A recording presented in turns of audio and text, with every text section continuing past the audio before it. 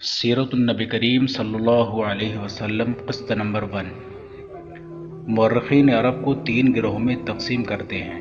عرب بعیدہ، یہ قدیم عرب لوگ ہیں جو اس ملک میں آباد تھے۔ ان میں قوم عاد و سمود کا نام آپ میں سے اکثر نے سن رکھا ہوگا۔ ان کے علاوہ عمالقہ، تسم، جدیس، امیم وغیرہ بھی اہم ہیں۔ ان لوگوں نے عراق سے لے کر شام اور مصر تک سلطنتیں قائم کر لی تھیں۔ بابل اور اشکور کی سلطنتوں اور قدیم تمدن کے بانی یہی لوگ تھے۔ یہ قومیں کیسے صفحۂ ہستی سے مٹ گئیں، اس کے متعلق تاریخ ہمیں تفصیل سے کچھ بتانے سے قاصر ہے، لیکن اب بابل، مصر، یمن اور عراق کے آثار قدیمہ سے انکشافات ہو رہے ہیں اور کتابیں لکھی جا رہی ہیں، جبکہ قوم عاد و سمود کے حوالے سے قرآن مجید ہمیں بتاتا ہے کہ یہ قومیں اللہ کے نافرمانی اور سرکشی میں جب حد سے بڑھ گئیں تو ان کو عذاب الہی نے گھیر لیا اور یہ نیست و نابود ہو گئے۔ عرب عاربہ، عرب عاربہ کو بنو قحطان بھی کہا جاتا ہے۔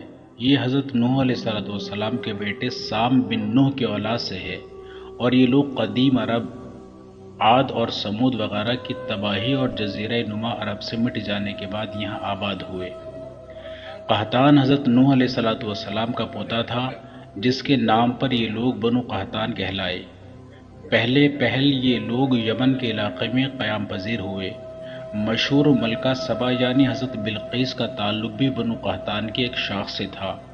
پھر ایک دور آیا کہ بنو قحطان کو سرزمین عرب کے دوسرے علاقوں میں نقل مکانی بھی کرنا پڑی۔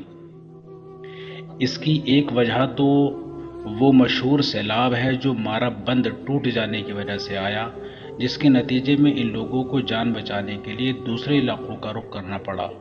اس سیلاب کا ذکر قرآن مجید میں بھی آیا ہے۔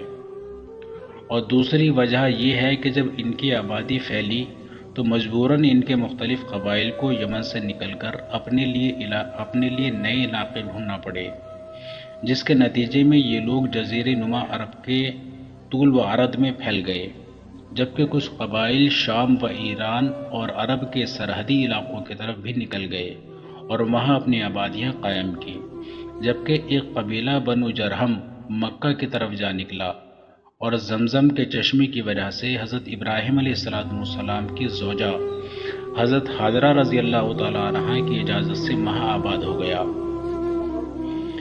بنو قحطان کا ہی ایک قبیلہ ازد کا سردار سالبہ اپنے قبیلے کے ساتھ یثرب مدینے کی طرف آیا اور یہاں جو چند خاندان بنی اسرائیل کے رہتے تھے انہیں مغلوب کر لیا، قلعے بنائے اور نخلستان لگائے۔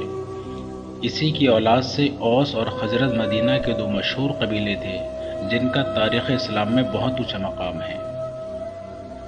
عرب مستعربہ، سرزمین عرب پر سب سے آخر میں آباد ہونے والے بنو اسماعیل تھے، انہی کو عرب مستعربہ بھی کہا جاتا ہے۔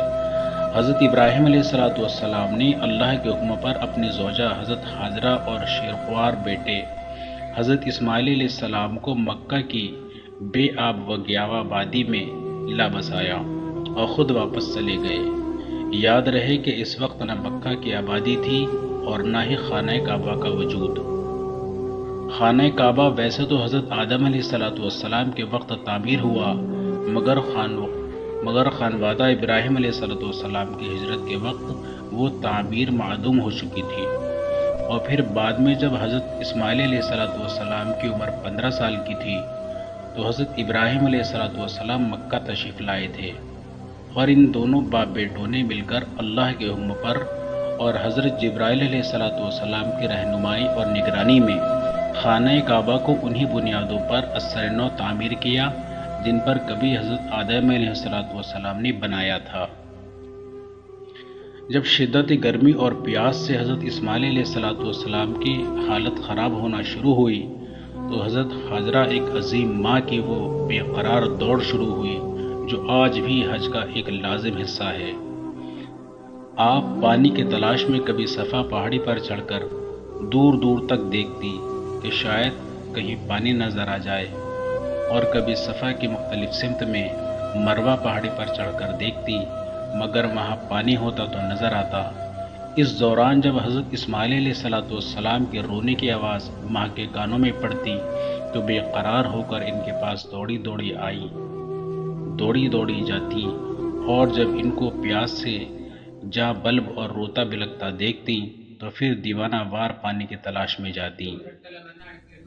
ایسی اثنا میں کیا دیکھتی ہیں کہ جہاں ننھے اسماعیل علیہ السلام اپنی ایڑیاں رگڑ رہے ہیں، وہاں سے پانی کسی چشمے کی صورت ابل رہا ہے۔ بھاگ کر بیٹے کے پاس پہنچی، اللہ کا شکر ادا کرتے ہوئے بیٹے کو پانی پلایا، خود بھی پیا اور پھر اس چشمے کے ارد گرد تالاب کی صورت میں مٹی کی منڈیر بنا دی۔ لیکن جب پانی مسلسل بڑھتے بڑھتے تالاب کے کناروں سے باہر نکلنے لگا، بے اختیار آپ کے منہ سے نکلا، زمزم زمزم، ٹھہر جا ٹھہر جا، اور ان کے یہ فرماتے ہی پانی یکدم ٹھہر گیا۔ یہاں آپ سے زمزم کے کنویں کے متعلق ایک معجزاتی بات شیئر کرنا چاہتا ہوں۔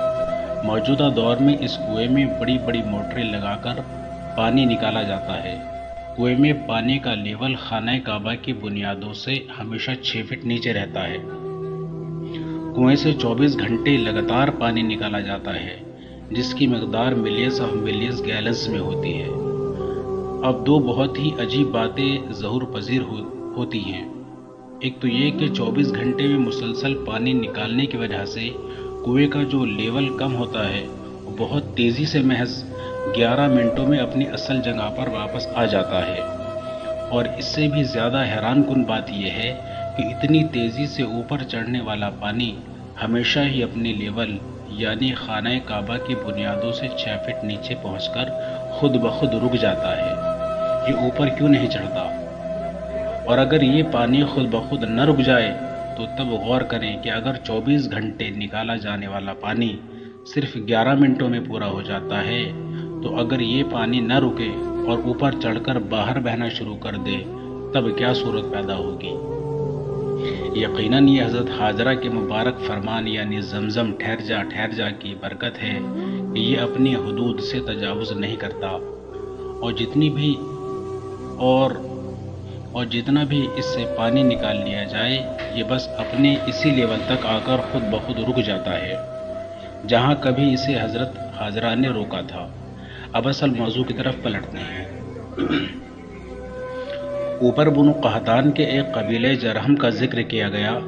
سرزمین عرب چونکہ زیادہ تر صحرا اور لق و دق پہاڑی علاقے پر مشتمل ہیں اور پانی بہت نایاب ہے، تو کسی جگہ آبادی کے لیے بہت ضروری ہے کہ وہاں پانی میسر ہو۔ قبیلہ جرہم جب اپنے علاقے یمن سے نئے وطن کی تلاش میں نکلا تو دوران سفر جب مکہ کی وادی میں پہنچا تو وہاں ان کو زمزم کے چشمے کی وجہ سے ٹھہرنا مناسب لگا۔ چونکہ چشمے کی مالک حضرت حاجرہ تھیں تو انہوں نے بی بی حاجرہ کی اجازت سے چشمے کے ساتھ میں ڈیرے ڈال دیے اور آباد ہو گئے۔ یوں حضرت حاجرہ اور حضرت اسماعیل علیہ السلام کو ایک مضبوط عربی قبیلے کا ساتھ میسر آیا۔ بعد ازاں اسی قبیلے کے سردار کی بیٹی کے ساتھ حضرت اسماعیل علیہ السلام کی شادی ہوئی، جبکہ خانہ کعبہ بھی اثر نو تعمیر ہوا۔ یوں مکہ بے آب و گیارہ وادی سے ایک آباد شہر کا روپ اختیار کر گیا۔